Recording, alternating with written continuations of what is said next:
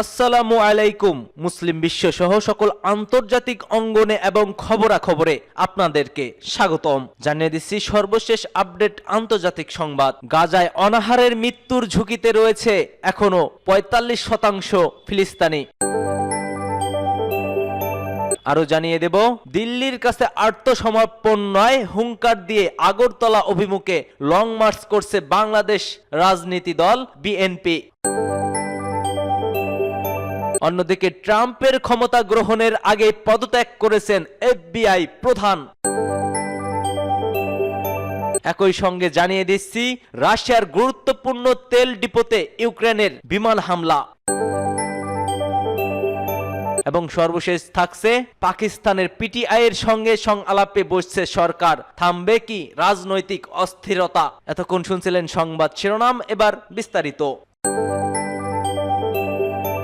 গাজায় অনাহারে মৃত্যুর ঝুঁকি বাড়ছে। ফিলিস্তিনের অবরুদ্ধ গাজায় ইসরায়েলি বাহিনীর অব্যাহত হামলায় মানবিক বিপর্যয়। গাজার ইন্দোনেশীয় হাসপাতালে ৬০ জন আহত রোগীর খাবার এবং পানির অভাবে মৃত্যুর ঝুঁকিতে রয়েছে জানিয়েছে গাজার স্বাস্থ্য কর্তৃপক্ষ।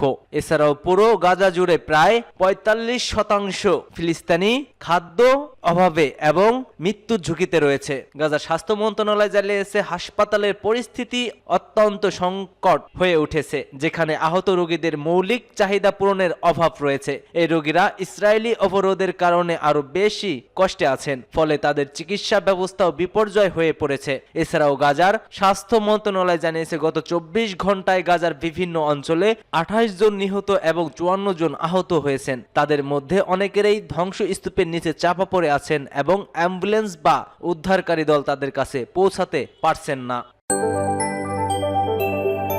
দিল্লির কাছে আত্মসমর্পণ নয় হুঙ্কার দিয়ে আগরতলা অভিমুখে লং মার্চ করেছেন বাংলাদেশের রাজনৈতিক দল বিএনপি। কোনোভাবেই দিল্লির কাছে আত্মসমর্পণ নয় হুঙ্কার দিয়ে আগরতলা অভিমুখে লং মার্চ শুরু করেছেন বিএনপি। আগরতলায় বাংলাদেশের উপদূতাবাসের হামলা, জাতীয় পতাকার অবমাননা এবং সাম্প্রদায়িক অশান্তিতে উস্কানি প্রতিবাদে আগরতলার উদ্দেশ্যে লং মার্চের ডাক দিয়েছেন খালেদা জিয়ার দল। সেই মতোই পথে নামল বিএনপির ৩ সহযোগী সংগঠন, জাতীয়তাবাদী যুবদল, স্বেচ্ছাসেবক ও ছাত্রদল। প্রথম আলোর প্রতিবেদন অনুযায়ী বাংলাদেশি সময় সকাল ৮টার দিকে নয়াপল্টনে বিএনপির কেন্দ্রীয় কার্যালয়ের সামনে থেকে লং মার্চ শুরু হওয়ার কথা ছিল, যদিও তা শুরু হয় ৯টা নাগাদ। সকাল ৭টার পর থেকে বিএনপির ৩ সংগঠনের নেতাকর্মীরা মিছিল করে নয়াপল্টনে জড়ো হতে থাকেন। দলীয় পতাকার পাশাপাশি জাতীয় পতাকা নিয়ে কর্মসূচিতে অংশগ্রহণ করেন অনেকেই। কেন্দ্রীয় কার্যালয় থেকে আগরতলা অভিমুখে লং মার্চ শুরুর পরে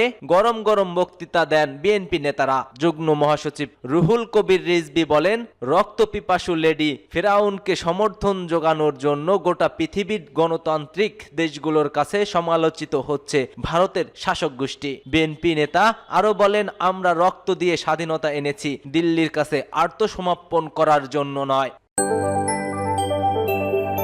এদিকে ট্রাম্পের ক্ষমতা গ্রহণের আগেই পদত্যাগ করেছেন এফবিআই প্রধান। আগামী বছরের ২০ জানুয়ারি যুক্তরাষ্ট্রের প্রেসিডেন্ট হিসেবে ক্ষমতা গ্রহণ করবেন ডোনাল্ড ট্রাম্প। তার ক্ষমতা গ্রহণের আগেই পদত্যাগ করবেন বলে ঘোষণা দিয়েছেন দেশটির এফবিআই প্রধান ক্রিস্টোফার। বিবিসির অনলাইন প্রতিবেদনে এই তথ্য প্রকাশ হয়। এফবিআই এর অভ্যন্তরীণ এক বৈঠকের ঘোষণা দেন যে তিনি পদত্যাগ করার সিদ্ধান্ত নিয়েছেন। এদিকে নবনির্বাচিত প্রেসিডেন্ট ডোনাল্ড ট্রাম্প এর মধ্যে এফবিআই এর পরবর্তী প্রধান হিসেবে ক্যাশ প্যাটেলের নাম ঘোষণা করেছেন। গতকাল বৈঠকে বলেন, আমি সিদ্ধান্ত নিয়েছি যে ব্যুরোর জন্য সঠিক জিনিসটি হলো বর্তমান প্রশাসনের শেষ পর্যন্ত কাজ করা এবং এরপর পদত্যাগ করা।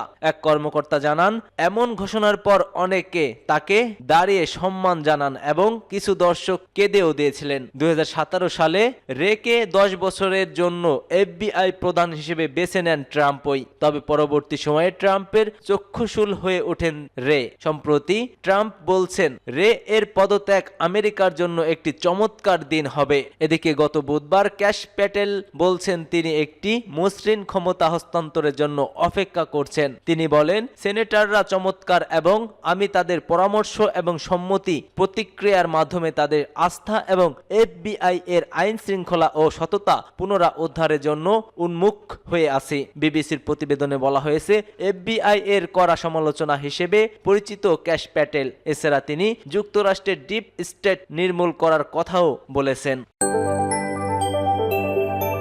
রাশিয়ার গুরুত্বপূর্ণ তেল ডিপোতে ইউক্রেনীয় হামলা। রাশিয়ার পশ্চিম অঞ্চলের একটি গুরুত্বপূর্ণ তেলের ডিপোতে হামলা চালিয়েছে ইউক্রেন। ড্রোন দিয়ে চালানো হামলায় ডিপোতে ব্যাপক আগুন ছড়িয়ে পড়ে। ইউক্রেনের সামরিক বাহিনী স্থানীয় সময় জানিয়েছে, তারা রাশিয়ার যে ডিপোতে হামলা চালিয়েছে তা সামরিক সরবরাহের জন্য একটি গুরুত্বপূর্ণ পাইল ফলক। এখান থেকে বাহিনীকে জ্বালানি সরবরাহ করা হয়ে থাকে। সেনাবাহিনীর জেনারেল স্টাফ জানিয়েছে, রাতভর হামলার কারণে রাশিয়ার ব্রায়ানস্ক অঞ্চলের ওই কারাগারের ব্যাপক অগ্নিকাণ্ড ছড়িয়ে পড়ে। টেলিগ্রাম চ্যানেলে পোস্টে করা ফুটেজে দেখা গেছে, লক্ষ্যবস্তু স্থানের কাছে আকাশের বিশাল আগুনের শিখা উঠছে। ইউক্রেনের নিউজ সাইট প্রাদ দাও আগুনের একটি ছবিও প্রকাশ করেছেন। ব্রায়ানস্কের গভর্নর আলেকজান্ডার বোগোমাস ড্রোন হামলার পর একটি উৎপাদন কেন্দ্রে আগুন লাগার কথা স্বীকার করেন, তবে তা নিভিয়ে ফেলা হয়েছে বলেও জানিয়েছেন তিনি। টেলিগ্রাম পোস্টে তিনি বলেন, এতে কোনো হতাহতের ঘটনাই ঘটেনি। অপারেশনাল এবং জরুরি পরিষেবাগুলো ঘটনাস্থলে কাজ করছে। সোভিয়েত নির্মিত দ্রুজ বা তেল পাইপলাইনের মাধ্যমে পশ্চিম সাইবেরিয়া এবং কম্পিয়ান সাগরের ক্ষেত্রগুলো থেকে ইউরোপের বাজারগুলোতে তেল সরবরাহ করে আসছে রাশিয়া। ব্রায়ানস্ক অঞ্চলের মধ্য দিয়ে পাইপলাইনটি বাল্টিক সাগর পর্যন্ত বিস্তৃত।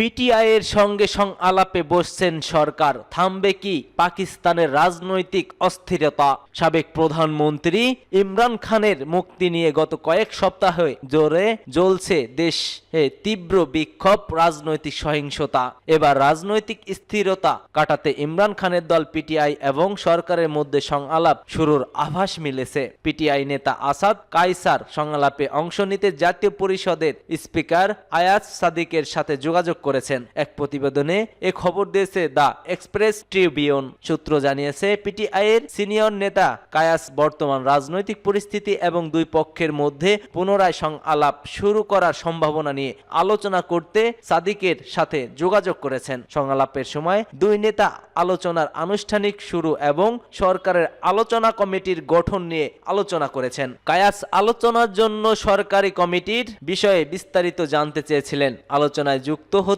পিটিআই এর আগ্রহের বিষয়ে ইঙ্গিত দিয়েছে। তবে সূত্র জানিয়েছে, আলোচনা শুরুর জন্য আনুষ্ঠানিক বৈঠকের জন্য এখনো কোনো নির্দিষ্ট সময় নির্ধারণ করা হয়নি। ওয়াকিবহাল সূত্রে জানা গেছে, আনুষ্ঠানিকভাবে আলোচনা শুরু হলে পিটিআই গুরুত্বপূর্ণ দাবি পেশ করবেন বলে আশা করা হচ্ছে। জাতীয় সংসদের স্পিকারের পরামর্শের পর বিরোধী দল সংসদকে আলোচনার প্ল্যাটফর্ম হিসেবে ব্যবহার করতে সম্মত হয়েছে বলে জানা যায়। পিটিআই এর সংলাপ কমিটির সদস্য হামিস রাজা বলছেন, সরকার যদি আগে একটি কার্যকর প্রস্তাব নিয়ে এগিয়ে আসতো তাহলে আলোচনা হতে পারত।